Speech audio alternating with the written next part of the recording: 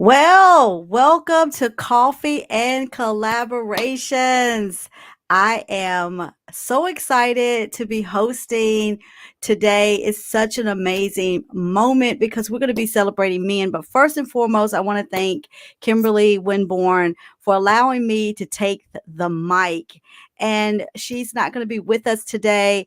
Her family has been hit with a tragic loss. So please pray for her family, send out some prayers and some positive energy. But I'm super excited to be hosting.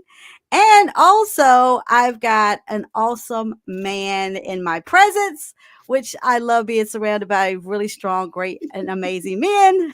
But first, one of the things about Coffee and Collaboration, I think is just amazing, is the diversity and the inclusion that Kimberly really targets. And one of the things she wanted to concentrate on this month in June were our men. We hear so many negative connotations about men, particularly men of color. So it is always just a great treasure for us to, and I don't think we're finding jewels. I think they've always among us. Great men are always among us. We just come out of a culture where our men of color are just not put on the platform unless they're dunking a ball, hitting a ball, or doing something on stage. But we've got some great men in our community, and I've got one in front of me right now. His name is Brian McNeill. Thank you, Brian, so much for coming. I'm going to just do a really quick bio because I'm so impressed by just your impact that you've had along your journey. And so Brian is an author, professional speaker, facilitator, sales coach, which Brian, you did not know this. I did sales in college. That's how I paid for my college education. And founder of M.E.N, Male Empowerment Network of Charlotte, North Carolina. Since 1993, Brian, you have been engaging in the act and the arts of helping other people to understand sales and how they can prosper from sales, and the services and what that means to earn money through sales funnels and sales opportunities. So welcome. Sister, thank you very much. I'm actually humbled by this opportunity. Shouts out to Sister Kimberly Winborn for reaching out to me. I've seen Yes. her do amazing things for many, many years. Her and I have kept in contact with you. So I'm super excited about you ladies choosing to give men an opportunity to tell the story. Because Yeah. men haven't been traditionally given a platform to tell the story or share the good news. But I always Hmm. like to welcome myself into an interview by saying that our lives are not scrimmages or practice games. There is no Martyrs Hall of Fame. Time that speeds or takes its toll. And for us as entrepreneurs, every day really is the Super Yeah. Bowl. So I'm excited about talking to you. I'm super excited that you're here. One of the things I love that you said about your story is give us a little bit about your story.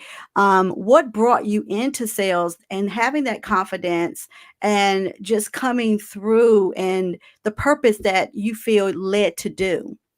Wow, what brought me into sales? What a great question to start with. I got into sales at age 23, and I'm 54 now. I know I don't look it, but I Okay. really am. Oh, you And look great. I'm in the 50 plus club, so I'm with you, brother. I'm with you. I'm with and you. you don't look it either. So I'm gonna tell you, Kim. But my pretty wife showed up at the job and said we're pregnant, and she never showed up at the job before, but she did this day. And my first thought was euphoria. Yes, we're gonna have a baby. My second thought is I need more money than what I'm currently earning. Mm, okay. And people have been telling me for a long time that I'd probably be good in sales. So I went. This is how old this was. I looked in a newspaper for entry level sales. Really trained, and Wow. I found a job. Mm. Wow. Yeah. My first job was straight commission sales. How about that? Straight commission. Yeah. I came out of the era of the cold calling sales. Hmm. Do you know what that is? Absolutely. For those, okay, yeah, Yeah. and I still think cold calling works. I mean, I'm old school in that way. I think it's just one of those things you just have to work it.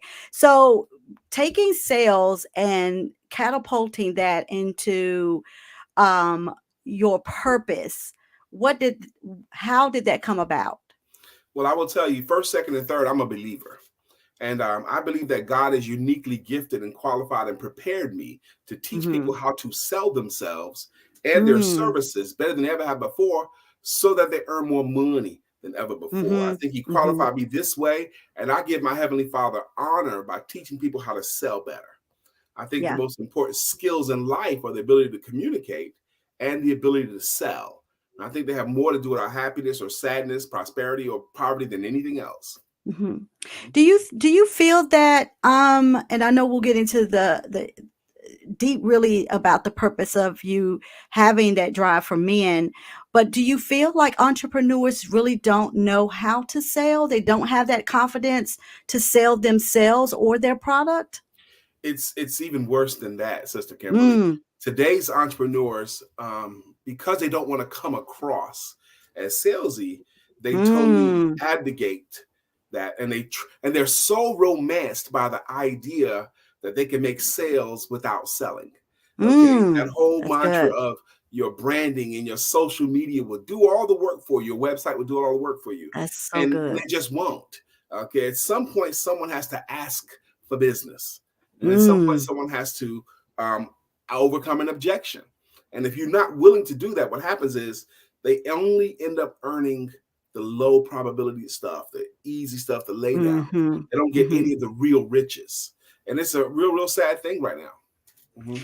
So what does that mean to have confidence in sales? Because I think sometimes we feel like we have confidence, and I'm so glad you touched on the social media. I'm a social media person. I'm on just about every platform. My children wants me to get off TikTok because they're like, Mom, their They see friends you, love me huh? on TikTok. I love TikTok, but I do feel you touched a nerve there, particularly with young entrepreneurs, and I do see that they love the YouTube. They're making that quick money, but there is something substantial about understanding how to come across and how to have that confidence. Can you share with us some tips of what that means to have that confidence? Absolutely. Um, timid entrepreneurs have Mm. skinny kids. Okay. Mhm. They don't Mhm. make enough money. If you're timid in your offer, your clients are going to be timid in their acceptance. That's So good. showmanship does matter too. But typically, the confidence is born out of knowing what to do. Once Mhm. they learn what they're supposed to do, first, second, and third, once they Mhm. learn what to say, once they learn why they're saying it, then the confidence comes, and it comes big time. They're super Mhm. confident in their offers. They're super confident how they're offering it to the world. They're super confident in their ability to overcome an objections in an effort to get the money. Mhm. Learning the nuts and bolts of selling. I teach that. Even the not so sexy stuff. Like, what do you do with your time? Because there's a Mm. lot of things entrepreneurs do with their time that don't earn them money. Okay. Mm. There are a whole lot of stuff they do that don't earn money, but learning what to do that does earn them money and spending more That's time doing good. those things makes all the difference in the world. Oh, that's good. I like the sexiness of sales. I like that. I like that. And I think So do I. too, so because you started so in your career, you started as young, you've seen the trends change, you've Yeah. seen the highs and the lows of sales. Share with us a little bit of what you've seen, and then how can someone navigate? Is particularly, let's talk about people of a certain age, right? That Yeah. are entrepreneurs or they're trying for their second wind, so to speak. How Well, do we adjust that? How do we and that's navigate that? major. They have to adjust. You can't sell today the way you sold in the 90s or the 80s Mm, or even the 2000s. You can't, the way we used to sell back then, high pressure mm-hmm, selling and all, you can't get away mm-hmm. with that today. You Right. can't even sell today the way you sold even 5 years ago. You have to That's sell good. today the way people buy today. That's Even good. 2 years ago, methods change. You have to That's good. stay studied up or work with someone who's paying attention to the way people buy. like an outstanding sales coach. I know of an amazing sales coach. This guy is smart, handsome, fun, caring. He looks a lot like me. He sounds a lot like me. And he is me.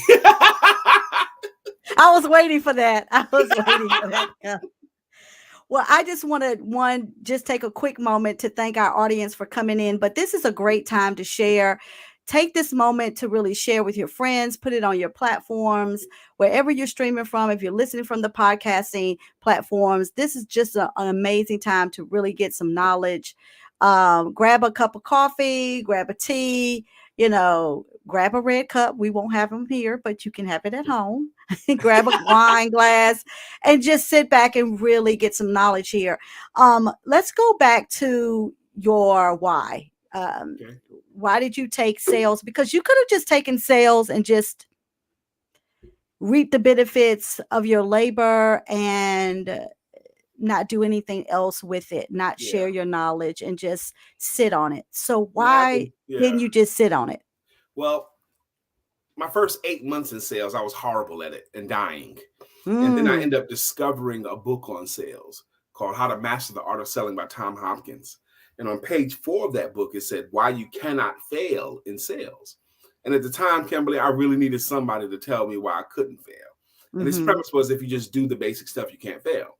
But when I finished that book, I read another one, Zig Ziglar's Secrets of Closing the Sale. And then I read another one, The Greatest Salesman in the World by Og Mandino.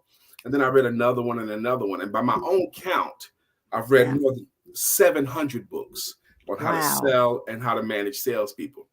But by the time I got to 24, 25, I was really good, setting sales records. I became a sales manager. And then I became a corporate sales trainer. I was training Salesforce for 17 different locations. And one lady in 96 said to me, Brian, you quoting all these sales books and everything. Where's your book? And it hit me in the belly, my sister, because I didn't have a book. I'm quoting everybody else's stuff. Now, I had been hearing that my stuff was the best sales training they ever been involved with, but I didn't have my own book yet. I didn't have my own thing. And that little question there, older white lady asked, where's your book? Challenging me. Oh, I love that. Love and that. then I wrote a report in a booklet form, a little booklet called The 22 Must Closes. 22 ways I felt every entrepreneur should know how to ask for money. And this is in the 90s. I wouldn't try to sell like that today. Right. But I got some fame because of that. And then the bug hit me to hang out my own shingle. So I started my first company called Rhino Sales and Seminars. That's what I did. And then take us from that point to how you wanted to use that to impact the men, and take us through what M.E.N. really does mean for you. Sure. Male empowerment networks. Now, my skills to teach people how to sell themselves and their services is my profession that I love, and it's what I use to earn my livelihood. And I do believe it's my mission in life, and I'm supposed to be doing it. Male Empowerment Network. Now, at the time, I was the hospitality president of a church. I read the announcements on Sundays. Okay. I was that guy. And one Sunday, a member of the church came, handed me a sheet of paper and says, Brian, I want to start this thing for men. This was in Greensboro, North Carolina, for men who don't know their dads or who never had a relationship with their dads. And he gave me a whole sheet of stuff. I read it and it clicked for me. And I didn't say nothing that was on this page, but I basically implored the men that we need to be meeting because men need men. So we had the first meeting scheduled and 18 men showed up who did not have relationships with their dad. Now, I had a relationship with my dad, but I was probably the only one in the room that did. But I kind of got the mission. And that's the only one that I didn't lead everything. After that meeting, I took over the facilitation of the room and all of that. And since 2013, twice a month. So what's that? 2013, that's 9 years now. August will be 9 years for us, twice a month. I've seen men and my sister Kimberly, I've seen amazing things. What we do with men is we create a safe place. This is a discussion group. We create a safe place where men can be heard because men do need men. Superman is really a myth and men tend to cry in the dark. Okay. A lot of times they have no place where they can talk it out. Sometimes they cannot talk to their woman because she might exacerbate it, make it worse. So we need a place where men can talk. And I've seen amazing healing in these 9 years. Men help each other with places to live. Men help each other with clothing. Men help each other get over Mm, all kinds of challenges. Men help each other, homelessness, everything. I've seen men yeah, take shoes off their own feet and give it to another man. I've seen amazing things in this circle. So we'll always keep it going. Right now, we do it virtually now. When we first started, first 7 years was in person. Now we do it right. virtually, which has opened it up to more people. I love that. One of the things I think you touched on, men helping each other, mentorship, it sounds like it's part of your core Yes. function. Um, how important is it to catch them early Well, within your it's for men and program? teenage men. Okay. Okay, good. Now, no one ever has achieved levels of success in any area of life without mentorship and coaching. Not in business, not in sports, not in the arts, not in music. We all need mentorship and coaching. If Yeah, anyone is trying to operate any parts of their lives in their own strength, they're doing it wrong. Okay. yeah. So we do need each other. And what a shame to take the treasures of someone in their 50s, 60s, or 70s who've learned some things and not share it with a teenager or someone in their 20s that's bumping their head all the time. Yeah. So this is a great time if you have a teenager, a young adult that's struggling, or you just want to share this podcast. This is the time to do it because he is dropping some major knowledge here. And one of the things I think is really critical is getting men of color into leadership positions, understanding personal development. Give us a little bit about what you do when it comes to helping men transition into those leaderships and getting them to use sales as a personal development. Because I think when you learn how to sell, I want to touch something real quick. When you talked about church, first of all, it doesn't surprise me they got you to have the announcements because you've got that awesome radio and commercial voice.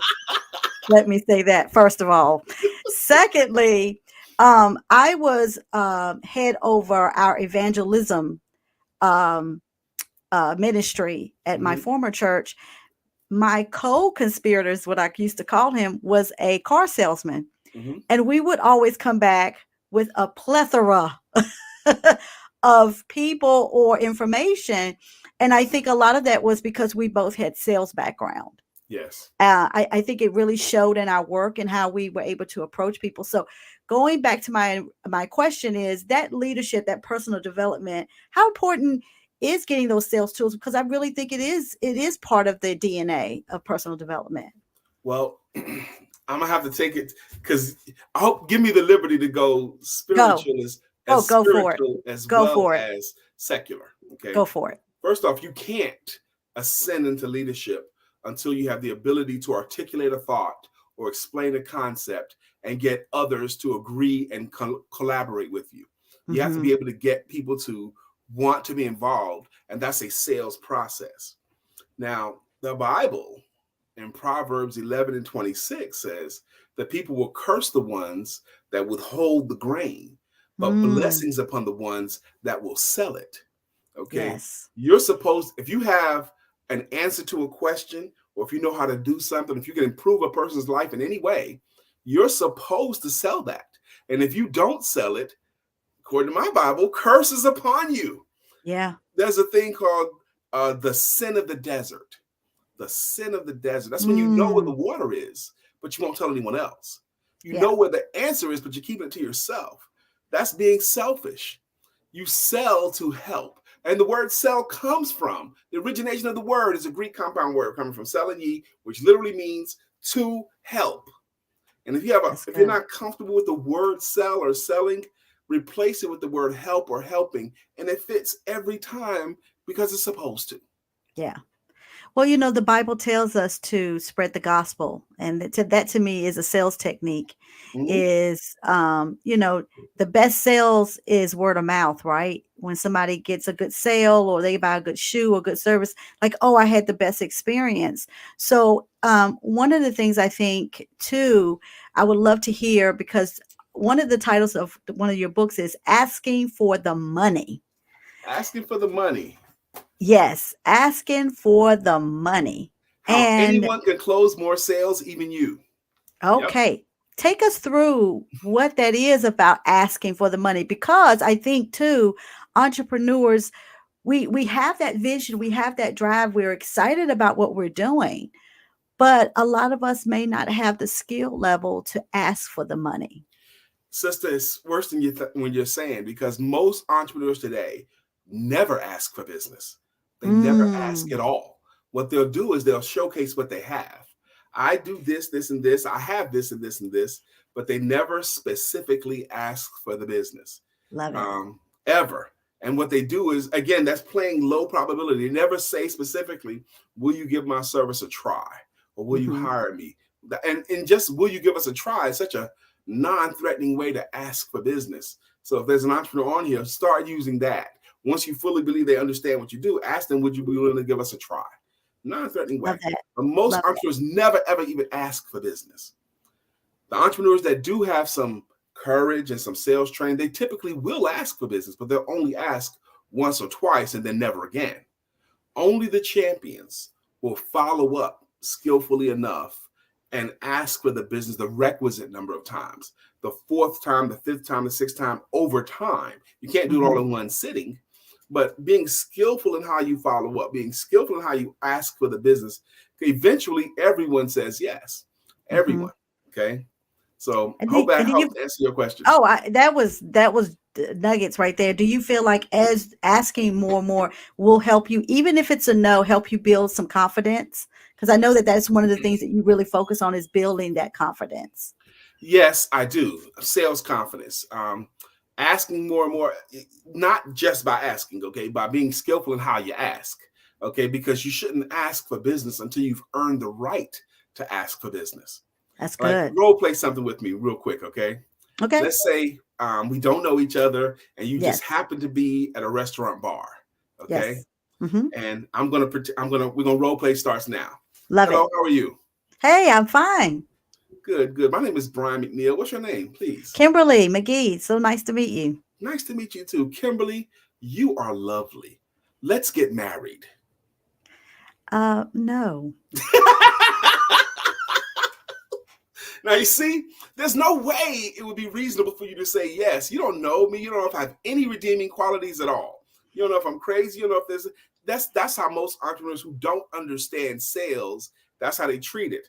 Well, I told them about it and they didn't buy from me. They must not understand it. Well, that's not true. You didn't earn the right to ask for their business yet. Ooh, you are dropping. Listen, you guys, this is such, this is such, I mean, you go to school for this. So you better get, this is like free on the job training. This is a great time to share. Mhm. One of the other, and then we're going to get right into the marrow here because I do have a hard question before we start to wrap up. But another one of your books is The Shortcut. Mhm. I would love to hear the The concept shortcut. behind the The shortcut. fastest route to selling your services better than you ever had before so you can earn more money than ever before. The shortcut is a lot of cake, very little frosting. It just teaches you what to do. If you'll do what it says do, you'll have more Hmm. clients next month than you do this month. Simple. It's only 74 pages, and it's just nuts and bolts of what to do. This is a book I would recommend. I once wrote a report called The 10 Best Books on Selling, and it was shared Mm, all over the world. Okay. I mean, lots of organizations share that. But now I have 12 because I've added these two to it. Asking for the perfect. money, because the shortcut does not teach you about closing sales. It teaches you how to secure clients, but asking for the money does. And if you'll permit, I also Go wrote right ahead. Why Oh, Dinos Make Great Salespeople. This is a love it. not just for children's book that I really, really like a lot. And it compares rhinoceroses with great salespeople or great Love entrepreneurs. that. Really So quickly, where can we find your books? the easiest way to find my books is just go to my website, briankmcneil.com, and just order it Great. from there, Great. briankmcneil.com. If you're local to me, I'd rather it's everywhere. It's on Amazon. It's on all those sites. I prefer you get it from my website though. Right, right. Yep. Mhm. Exactly. Direct sales. We want direct sales, y'all. Yes, it's on Barnes Noble, it's on Amazon, Right, but right. I'd rather you come to me. Do you think that people have more entrepreneurships in them than they think they do? Particularly men. Let's deal with the men. Do you think that because I just did I was on a conference. I went to a virtual conference today. And one of the things they were showing is that there are more women now starting businesses than men per capita. Yeah. Even though we're not getting the funding that most men do in terms of VCs, venture capitalists. But do you find that that there are more men that do have that entrepreneurship? Maybe they're just a little bit hesitant because of maybe their skin color, because of their situations, their economic setbacks, and things of that nature. Well, my ministry is economic independence through entrepreneurship. Love I that. believe everyone should be in entrepreneurship. I don't down anybody that's got a job, but I think everyone should. If you Hmm. look at the statistics, more than 85% of Americans hate their job. Okay. 90% of Americans that have a job dream of being in business for themselves, but most of them don't. Why not? Because they're afraid of the risk. What if I don't make enough money to pay all my bills? Okay. And even that right there is a small risk compared to keeping a job, because on a job, at least in my state, it's an at-will Hmm. state. Most states are. They could fire you for any reason or no reason at Exactly. all. They don't even have Exactly. to have a good reason to fire you. Hmm. So you're Hmm. putting your life in someone else's hands. Every single one of us are blessed with some set of gifts, skills, and talents. And again, we're supposed to use our talents to earn money. Yes, you can. I believe. I wish I have children, and some of my children are entrepreneurial and some of them are not. But I wish they all were. Okay, Yeah. and not that they have to be, but I wish they all were. There's a story in the Bible, a parable. It's in 3 different books. The same story is in Matthew, Mark, and Luke. The parable of the talents, where the man gives one Hmm. man 5 talents, another man 2 talents, one man 1 talent. With your talent, the two that took their talent and earned money with their talent, they were blessed and welcomed in where there's going to be feasting. The one who hid their talent in the ground was banished into the outer courts where there's going to be weeping and gnashing of the teeth. Friends, whether you're an entrepreneur or not, whatever skill you have, don't hide your talent in the ground. You have Mm. to do something with your talent. That's how you honor your talent. I love that. And I hope I say the name right. Ojeta said, "Teach," because he is teaching I can amazing. see it. Teach. Teach. Just like they said, Coach, read. So Read. you are teaching, and I love it. I love it, and I love that. So such a great tip that you just gave us about not hiding our talents. Mhm. Let's go back to a little bit. Let's get down into a really great discussion Okay.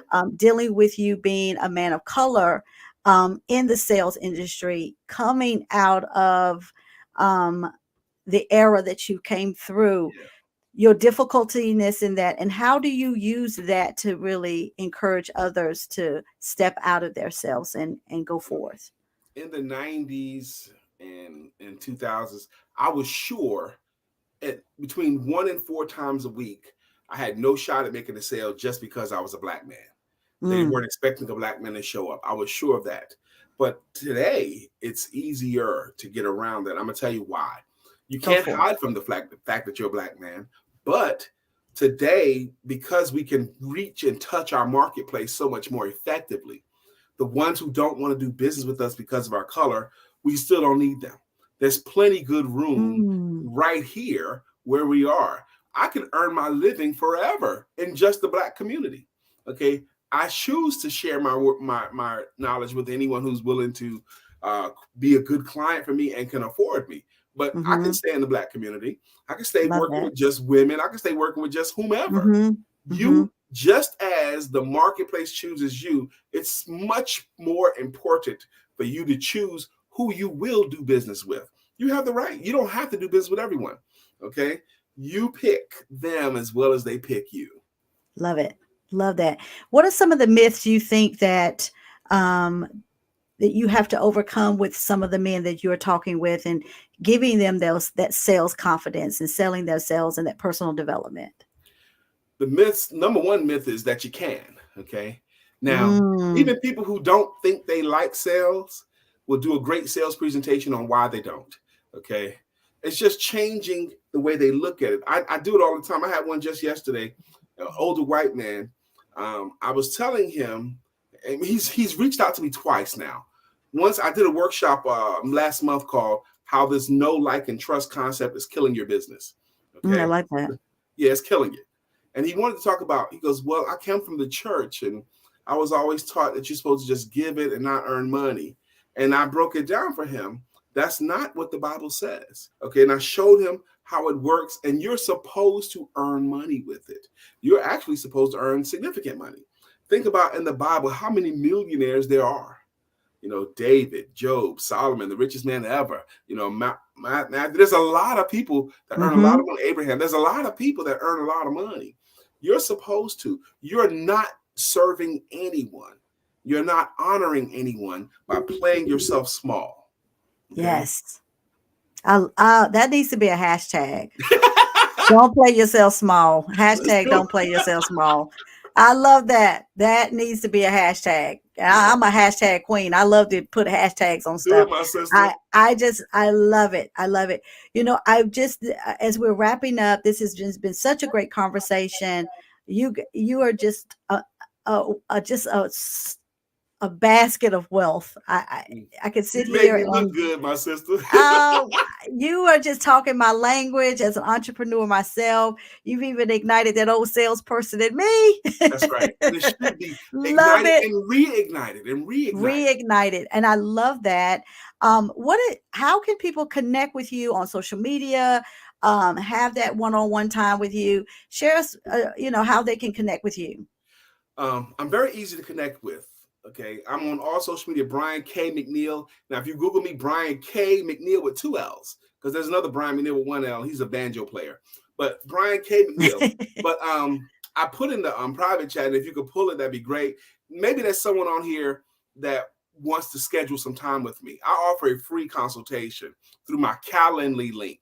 And if we don't put, I'll just tell you what it is. It's Calendly. Some of you guys are familiar with Calendly. Mm-hmm. Calendly.com/BK McNeill, my initials. But if you'll schedule your time there, and also I have gifts there too. I have gifts called the 1, 2, 3 formula, which teaches people how to answer the question of what do you do for a living in a way that feels authentic and actually Love earns it. them money. Love So it. if anyone that wants that, put 1, 2, 3 in the comments with your name and a way to send you a message, and I'll just send it to you for free. Mhm. Yes, yes. We just really appreciate all that you're doing, Brian. We appreciate that you are not sitting on your gift and sharing it. We see it so many times in corporate America. We see it many times with upper middle class where it's about me and mine, and I'm not going to share. So the fact that you're pouring into your community, you're giving back to those who may not have those skill levels. What's one thing you would like to share with us, or any tips you want to share with us before we wrap up? Wow. I wasn't ready for that question, but I will say this to anyone watching this: you matter greatly. There's a Mm, reason why you're able to draw air into your body, because there's something that only you can get done, that God has to get done through you. So you matter greatly. When you rise, everyone in your circle is going to come up too. So you kind of owe it to the world to do the very best you can with your current collection of gifts, skills, and talents. You owe it. and how can people support men? How can they connect with you dealing with the Men Organization Foundation? Well, let me say this about that. This comes up a lot, especially from ladies, women. Brian, can we support you this way or that way? Um, I have to keep it just men. Men Love it. they cannot be transparent if there's a woman present or if there's a Mm, woman influence in it. The transparency level goes down when there's more women influence in it. So the best way women can support is to recommend that their men come or their teenagers come. If their husband love needs it. help logging into maleempowermentnetworks.com, we meet on the first and the third Tuesday of every calendar month, the first and the third Tuesday. So we meet next Tuesday at maleempowermentnetworks.com. That's all it is, maleempowermentnetworks.com. Go there. You don't have to pay no money. Just go there, click to attend, and you'll be in the circle of amazing men. And watch how we do it. I love it. I love it. You have just given us so much to chew on, so much to sit on, and really take back with us. Thank you so much for Thank being you for having me. just I enjoyed this. a motivator to not just to men, but to all of us entrepreneurs, people in the community. We just thank you for your time Thank and you. then what you're doing. God bless you and God God bless bless your works. Yeah, thank you guys. So, guys, we're going to be wrapping up. Thank you all so much for coming on to Coffee and Collaboration. And we're looking forward to next week's series. And I appreciate Kimberly Winborn entrusted in me to host. Again, please send your love and prayers out to her family. you. Yes. And we will see you all next time. Yeah, I'm Kimberly McGee. Thank you so much for coming. Take care and God bless. And I will see you all soon. Have a